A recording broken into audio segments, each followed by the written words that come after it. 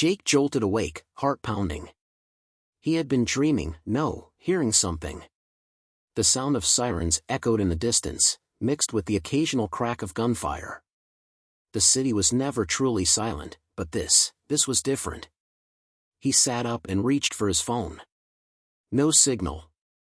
Frowning, he pulled back the curtain and peered outside. The streets below were in chaos. People ran, screaming, chased by stumbling figures with unnatural movements. A man tackled a woman to the ground, not in desperation or defense, but with hunger. Jake watched in horror as the attacker bit into her neck, tearing flesh, blood spraying in arcs across the pavement. His stomach lurched. What the hell was happening?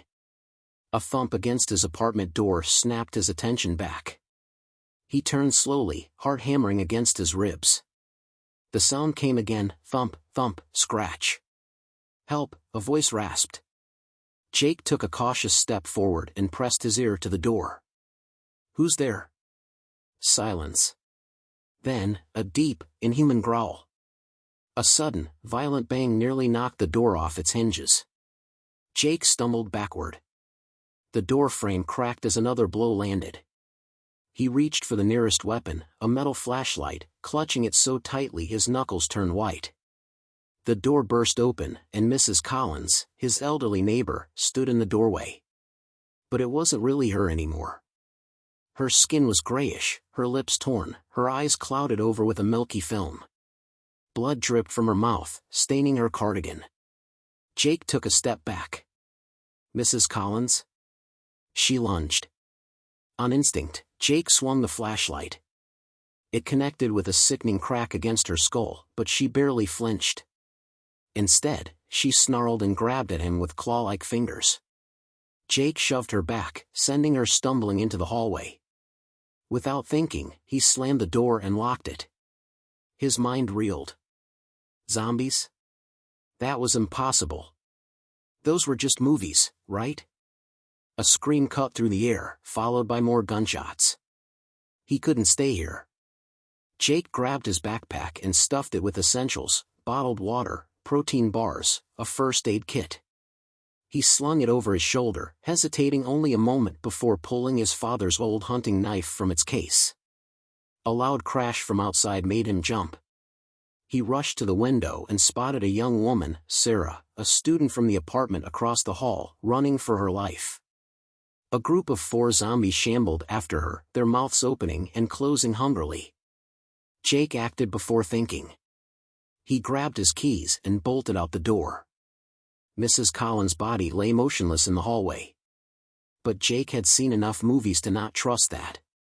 He leapt over her and sprinted down the stairs. Sarah was cornered in the lobby, trapped against the glass doors. The zombies pressed closer. "Hey!" Jake shouted. The creatures turned toward him, their milky eyes unseeing but their instinct sharp. Jake rushed forward and stabbed the first one in the skull. It dropped instantly. Sarah took her chance, she smashed through the glass door, escaping outside. Jake wasn't as lucky. One of the undead tackled him, sending him crashing onto the floor. Its snapping jaws were inches from his throat. With a grunt of effort, he shoved the knife upward, straight through the monster's jaw and into its brain. It went limp. Jake shoved it off just in time to see Sarah waving for him to run. The street was flooded with zombies. Dozens of them. There was no time to think. No time to plan. Just one instinct, run.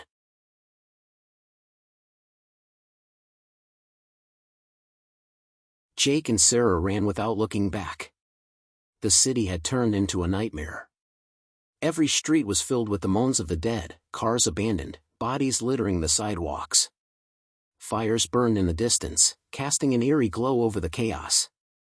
They sprinted down an alleyway, dodging overturned trash cans and broken glass. Jake's heart hammered in his chest. His muscles screamed for rest, but stopping wasn't an option. Sarah gasped for air. Where do we go?" Jake scanned their surroundings. The supermarket was too risky. The police station was probably overrun. They needed shelter. Somewhere defensible. There. He pointed to a hardware store across the street. Sarah hesitated. A zombie horde staggered a few blocks away, drawn by the distant screams and gunfire. If they were quiet, they could make it. Let's go, she whispered. They dashed across the street and slipped inside, locking the door behind them. The store was dark, shelves lined with tools, wood planks, and, thankfully, supplies they could use. Jake grabbed a crowbar, replacing his now bloodied knife. Sarah armed herself with a hammer. A voice from the back startled them. You're lucky I didn't shoot you. Jake spun around, raising his weapon. A man stepped out of the shadows, gun pointed at them. He looked to be in his late 30s, muscular, wearing a hunting jacket and boots. Relax, the man said. I'm Kevin. You? Jake lowered his crowbar slightly. Jake. This is Sarah. Kevin studied them before nodding. You're not bitten? No, Sarah said quickly. Kevin sighed. All right.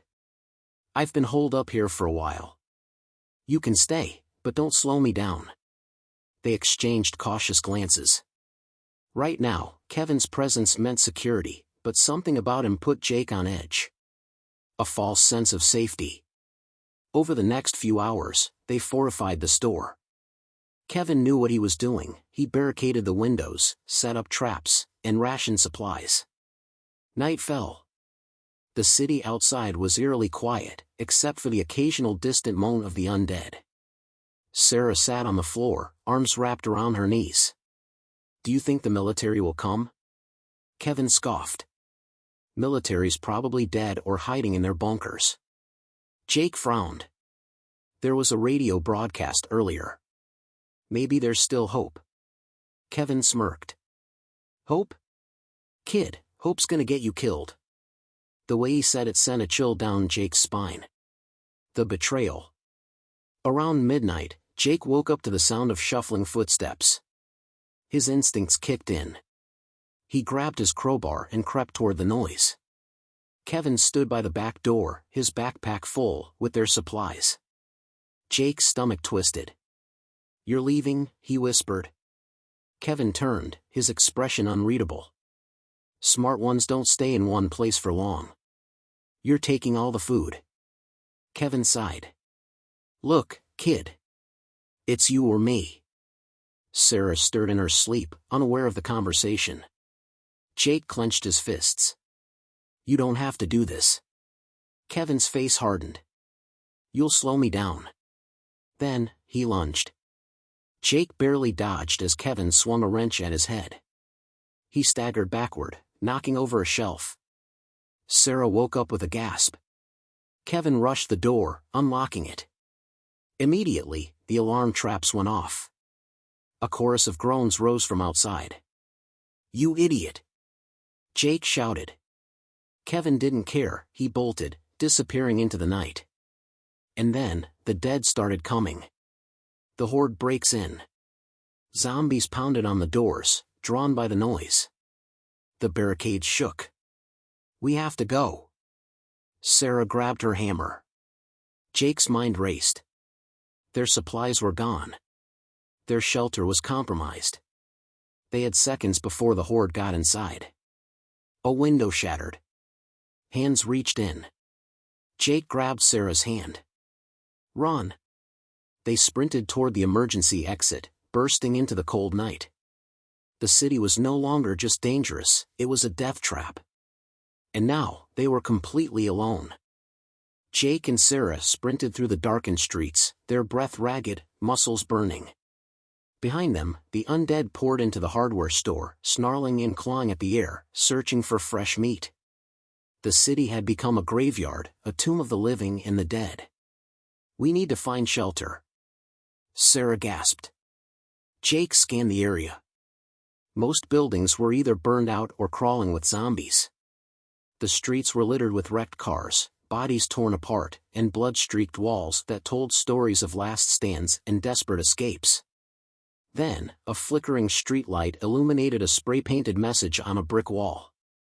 Safe Zone Military Outpost, 5 miles north. Jake's heart leapt. The military. They might still be holding out. Sarah read the message, hope flickering in her tired eyes. Do you think it's real? We don't have a choice, Jake said. We go. The journey begins. They weave through backstreets, avoiding the larger hordes. Occasionally, a lone zombie would stumble toward them, but Jake took them down swiftly with his crowbar. Hours passed. The city seemed endless. Each turn led to another nightmare, bodies piled in alleyways, fires burning unattended, abandoned homes eerily silent. Then, Sarah froze. Ahead, a group of survivors, 5 people, stood in a circle around something. Jake and Sarah ducked behind an overturned car, watching. A young man, wounded and trembling, kneeled in the center of the circle. His sleeve was torn, revealing a bite wound on his arm. One of the survivors, a tall man with a rifle, raised his gun. Wait, please. I can hide.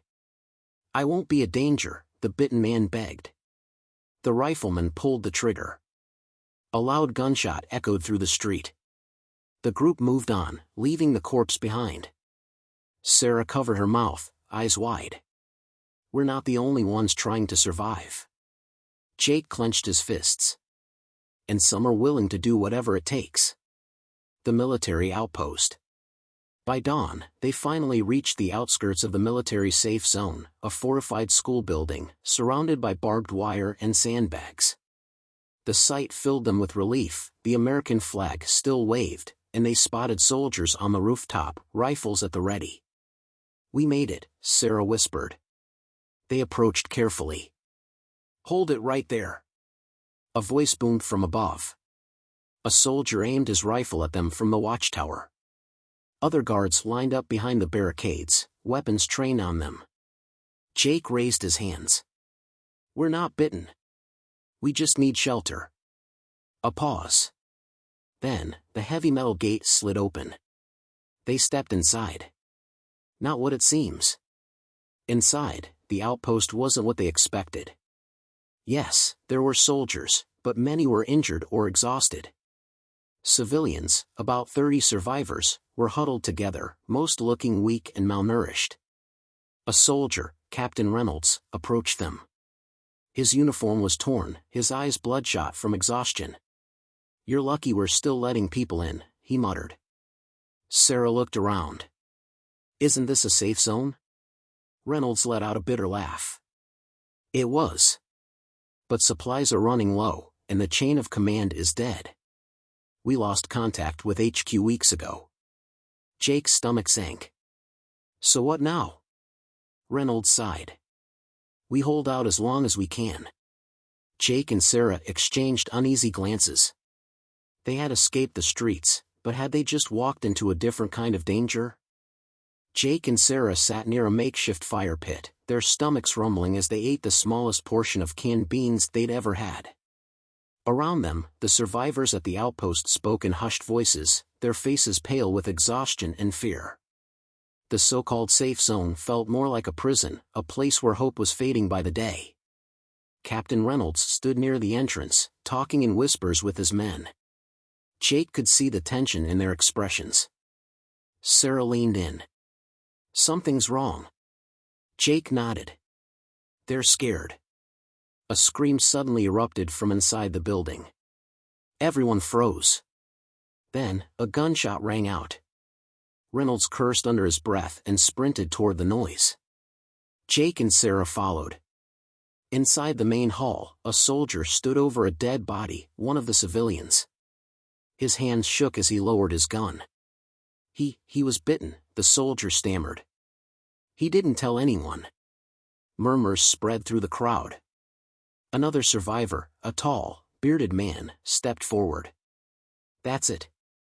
We're not safe here anymore. Reynolds gritted his teeth. We handle this. Nobody leaves the outpost. The bearded man shook his head. No, we have to get out before. A loud explosion cut him off. The ground trembled. Everyone rushed outside. And what they saw made their blood run cold. A horde, hundreds, maybe thousands of zombies, was moving toward the outpost. A fight for survival. Panic erupted. "Holy shit," Sarah whispered. Jake's heart pounded. The horde was massive, spilling through the city streets like a wave of rotting flesh. Reynolds barked orders. "Get to your positions. We hold the line." The soldiers scrambled to the barricades, loading their weapons. Civilians screamed, some trying to flee, but there was nowhere to run.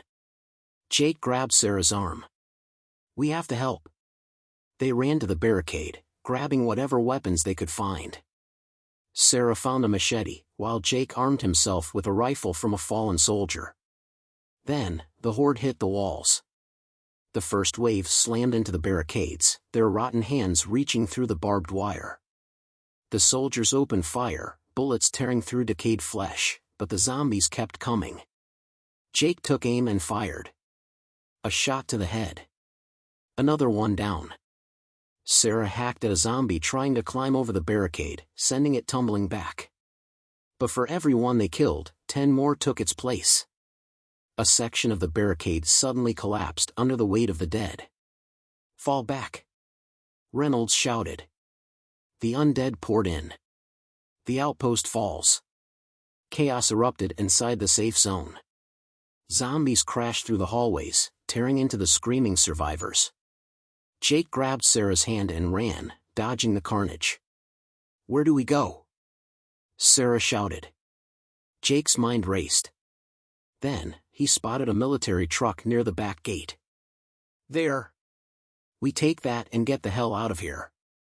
Reynolds and a few soldiers fought desperately to hold back the swarm. The bearded survivor from earlier was already sprinting for the truck. Jake and Sarah pushed forward, shoving past the panicked survivors. They reached the truck just as the bearded man jumped into the driver's seat. "Wait! Let us in!" Sarah cried. The man's eyes were wild with fear. "No room." He slammed the door shut and started the engine. Jake pounded on the window. "You bastard! You can't leave us here." The truck roared to life and sped away, leaving them behind. Sarah's face twisted in horror. "No, no, no, no!" Behind them, the horde closed in. They were out of time. Jake spotted a motorcycle lying nearby. "Sarah! Get on!" She didn't hesitate.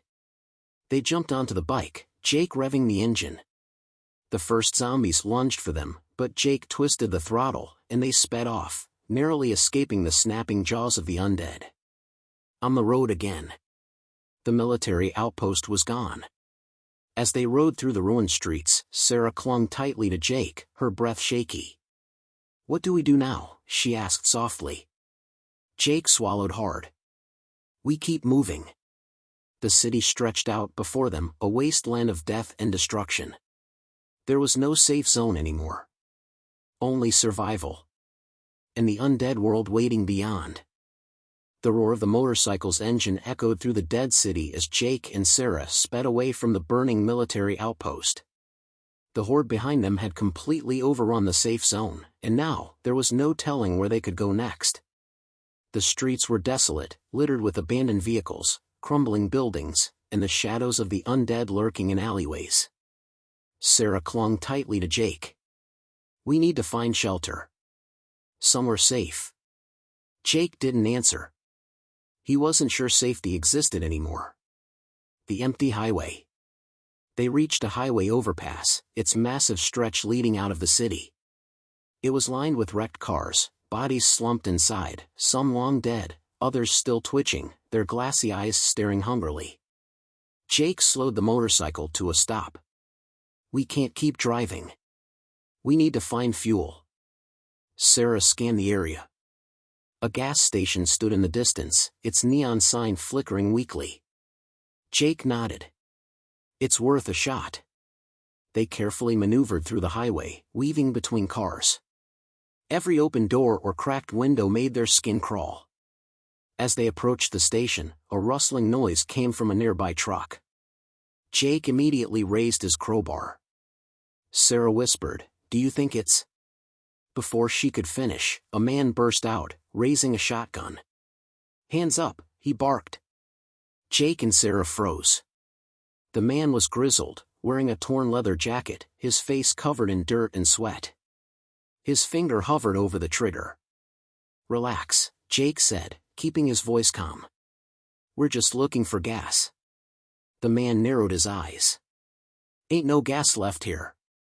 Sarah sighed in frustration. "Then why are you still here?" The man didn't answer. Instead, he looked over his shoulder, as if expecting someone, or something. Then, a low growl echoed from the station's interior. Jake tightened his grip on his crowbar. What the hell was that? The man backed away slowly, shotgun still raised. "You should go," he muttered. "Now." The attack. Before Jake could react, the gas station doors exploded open. A massive figure lunged out, not just a regular zombie, but something bigger, faster, stronger. Its flesh was bloated and twisted, its eyes glowing with a sickly yellow hue. Veins pulsed beneath its skin, as if the virus had mutated inside it. Sarah's breath hitched. "What the?" The mutant zombie let out an inhuman screech and charged. The stranger fired a shotgun, the blast ripped through its chest, but the creature barely flinched. Jake shoved Sarah aside just as the beast swung a massive arm, hitting the stranger and sending him flying into a wrecked car. The sickening crunch of bones echoed through the highway. Jake grabbed Sarah's wrist. "Run!" They sprinted back toward the motorcycle, but the mutant was fast. It leapt onto a nearby truck, then jumped down in front of them, blocking their escape. Jake swung his crowbar at its head, but it caught his arm, lifting him off the ground. Pain shot through his shoulder as the monster tightened its grip. "Jake!" Sarah screamed. Before the creature could crush his arm, Sarah grabbed the shotgun from the fallen stranger. Boom! The blast hit the creature's head, making it stagger back. Jake collapsed to the ground, gasping. The mutant shook its head, growled, then charged again. Sarah fired another shot, but it wasn't enough. Then, Jake spotted something. A half-full gas can near the pumps. "Sarah!" "The gas." She hesitated for a second, then understood. As the mutant lunged, Sarah aimed at the gas pump and pulled the trigger. Boom! The explosion engulfed the creature in flames, sending it screeching and thrashing. The heat forced Jake and Sarah to stumble backward as the fire raged. The mutant tried to move, but its flesh melted away, its limbs turning to ash. Then, with one final shriek, it collapsed, burning into nothing. A costly victory. Jake groaned, holding his injured arm. Sarah helped him up, her face still pale from the fight. The gas station was destroyed, but miraculously, the gas can had survived the explosion. Sarah picked it up, checking the level. "It's not much, but it'll get us a few miles." Jake nodded weakly. They limped back to the motorcycle, refueling it as fast as they could. As they prepared to leave, Sarah glanced back at the burning gas station. "That thing," she whispered. It wasn't normal. Jake didn't answer. Because deep down, he knew the virus was evolving. And if that was out there, then they were running out of time. The motorcycle roared as Jake and Sarah sped down the abandoned highway, leaving behind the burning ruins of the gas station and the charred remains of the monstrous zombie. The fight had cost them precious energy, and Jake's arm throbbed from where the creature had nearly crushed it. Sarah held onto him tightly. "That thing back there, it wasn't like the others." Jake gritted his teeth. "Yeah. The virus is changing." The thought chilled them both. If the undead were evolving, their chances of survival were shrinking fast. An unsettling discovery. They rode in silence for nearly an hour, heading toward the countryside, hoping to find an area less overrun. The concrete jungle of the city slowly gave way to open fields, cracked highways, and small towns that had long been abandoned. Then, they saw something strange. A convoy of military vehicles, all wrecked and abandoned, stretched across the road ahead. Trucks were overturned, Humvees had bullet holes, and some vehicles were burned beyond recognition. Jake stopped the motorcycle a few yards away. "What the hell happened here?" Sarah climbed off cautiously, gripping the shotgun. "It looks like a battle." They moved carefully between the twisted metal and shattered glass, checking for supplies. Then Jake noticed something chilling. The soldiers, they weren't just dead. Their bodies were ripped apart, huge claw marks and unnatural wounds covering them. Sarah knelt beside a dead soldier, her face paling. "Jake, look at this." She pointed to the soldier's armor. It was shredded, as if something with massive strength had torn through it. Jake exhaled slowly. This wasn't a normal attack. Sarah shuddered. "You think more of those things did this?" Jake didn't answer. Because deep down, he already knew the truth. The mutated undead weren't just appearing randomly. They were spreading. The radio message. Sarah rummaged through one of the Humvees and pulled out a military radio. "It still works," she said, turning the dials. Static filled the air. Then, a voice broke through. "This is Dr. Elliot Carter at the Haven Research Facility. If anyone is receiving this, we have information about the virus, but we are under siege. We need help, repeat, we need help." Then, gunfire in the background.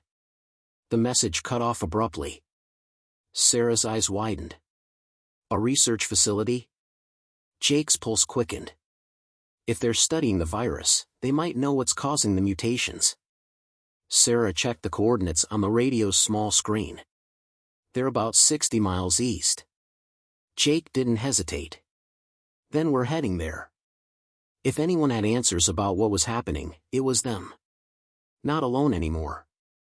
As they refueled the motorcycle with gas from the wrecked convoy, Sarah suddenly froze.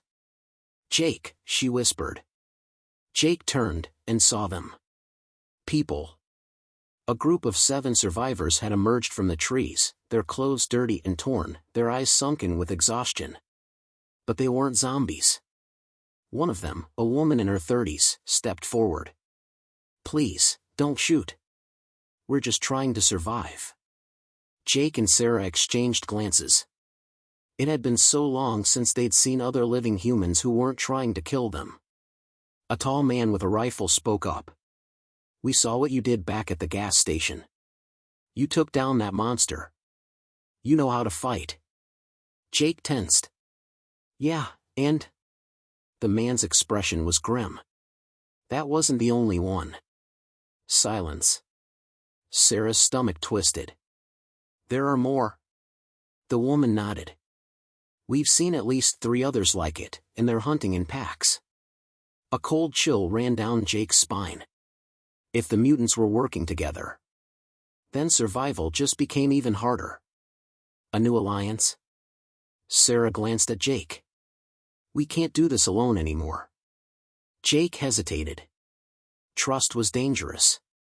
But if they wanted a shot at making it to the research facility alive. He sighed. "Fine. We stick together, for now." The survivors looked relieved. The woman introduced herself as Emily, and the rifleman was Cole. They had been part of a larger group, but the mutants had wiped most of them out. "We were heading to a shelter," Emily said. "But if there's a research lab, maybe that's our best shot." Jake nodded. "Then we move at dawn." The survivors settled in for the night, setting up a small camp near the convoy. But as Jake kept watch, staring at the dark forest beyond, he couldn't shake the feeling that something was watching them. And it wasn't human. The cold night air was thick with an eerie silence. Jake sat near the dying embers of the small fire, gripping his crowbar tightly. The other survivors were asleep, exhausted from their brutal escape from the city. But Jake couldn't sleep. Because something was out there. Beyond the wrecked military convoy, the trees rustled, but there was no wind. Something was moving. Watching. Waiting. His grip tightened. "Sarah," he whispered. She stirred from her spot beside the fire, eyes blinking open. "What?" He motioned toward the dark forest. "We're not alone." She tensed, reaching for her shotgun. Then, a low growl cut through the silence. Jake's breath hitched. That sound wasn't human. The first attack. Before Jake could wake the others, a shadow lunged from the trees. A mutated zombie, its skin grotesquely stretched, its eyes glowing faintly, charged toward the camp. Jake rolled aside just as the monster swung its deformed arm, smashing into the fire pit, sending embers flying. Sarah fired the shotgun, but the creature was too fast, ducking and weaving unnaturally. The other survivors woke in panic as the beast snarled, its jagged teeth glistening. Cole grabbed his rifle, firing off 3 shots, one hitting the creature in the chest. But instead of dropping, it twitched violently, then rushed him with terrifying speed. Emily screamed as the monster tackled Cole, knocking the rifle from his hands. Jake didn't think, he swung his crowbar with full force, smashing it into the side of the creature's skull. The beast staggered, dazed, giving Sarah just enough time to reload. Boom! A point-blank shot to the head finally put it down. The mutant collapsed, twitching, before going still. The camp fell silent, except for the heavy breathing of the survivors. Cole groaned, clutching his side. What the hell was that thing? Jake wiped sweat and blood from his forehead. Another mutation. Emily looked around, her face pale. If there's one, there could be more. Jake nodded grimly. We need to move. Now. Hunted. They quickly gathered what little supplies they had and pushed forward. The road stretched ahead, leading deeper into the wilderness as they made their way toward the Haven Research Facility. The survivors moved quietly, avoiding any unnecessary noise. But the feeling of being watched never faded. Every now and then, a distant screech echoed through the trees. Sarah whispered, "They're following us." Jake gritted his teeth. I know. But what worried him most was that the mutants weren't attacking outright. They were stalking them. Waiting for the perfect moment. An unexpected trap. Hours passed as they moved through the dark countryside. Then, they saw it. A small town, barely visible through the fog, its buildings intact. Cole exhaled. We should check for supplies. Jake hesitated. It could be dangerous. Emily nodded. So is running out of food. Reluctantly, Jake led the way into the abandoned streets. The town was eerily quiet. Too quiet. They entered a grocery store, sweeping their flashlights over the dusty shelves. Sarah and Emily grabbed canned food, while Jake checked the back rooms. Then, he found it. A corpse. But not just any corpse. It was fresh, killed only hours ago. The body had deep claw marks, its chest ripped open, as if something had fed on it. Jake's heart pounded. This wasn't an abandoned town. It was a hunting ground. The ambush. Before Jake could warn the others, a deafening roar shook the store. Then, glass shattered as a massive form crashed through the window. A mutant, bigger than the last, stood before them, its muscles bulging, its skin pulsing with unnatural veins. Jake barely had time to react before it charged. He dove aside as the creature smashed through the shelves, sending cans and debris flying. Sarah fired her shotgun, but the monster swiped at her, knocking her into the wall. Emily screamed as the beast grabbed one of the survivors, a young man named Ryan, and ripped him apart in a brutal, bloody instant. Cole fired his rifle, hitting the creature in the head, but it only stumbled slightly before turning toward him.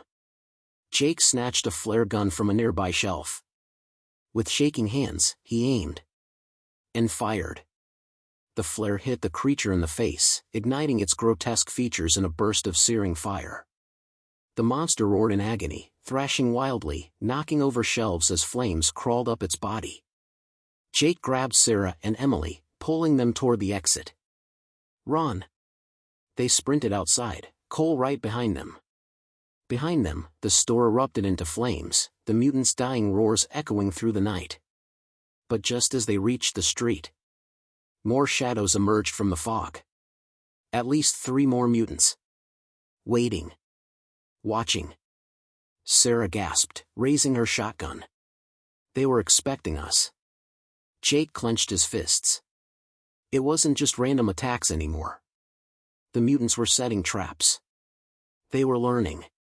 And now, they had to fight their way out. The three mutants stood in the fog, their grotesque bodies twitching, their glowing eyes locked onto the survivors. Jake gripped his crowbar, his heart pounding. They were outnumbered, outgunned, and exhausted. Sarah, bleeding from a cut on her forehead, cocked the shotgun. We either fight or die. Emily clutched a knife, her hands trembling. How do we kill them? Cole checked his rifle. Aim for the head, right? Jake exhaled sharply. I don't think that's enough anymore. The mutants snarled, stepping forward. The hunt was over. The slaughter was about to begin. Then, Jake heard something behind them. A car engine. Headlights pierced the fog. Then, gunfire erupted.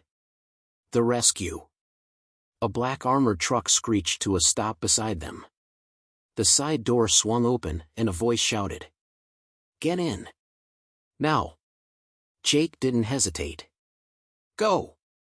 He grabbed Sarah and Emily, shoving them into the truck as Cole fired a few last desperate shots before diving in.